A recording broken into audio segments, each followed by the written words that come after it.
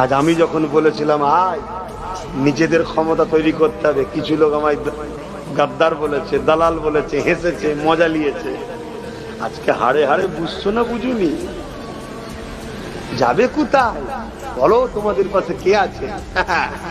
বলো কে আছে? কেউ নেই। সবকিছু বন্ধ করে দিয়ে নীরবে যে কি চলছে আল্লাহই ভালো জানে। কিছু বুঝতে পারছো না? পারোনি?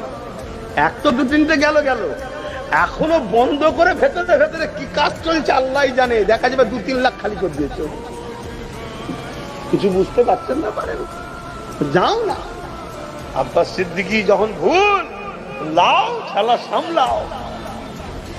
অনেক চিল্লিছি, অনেক বুঝিয়েছি।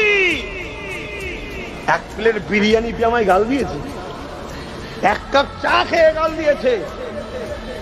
গাদ্দার বেঈমান নেতার সাথে ফটো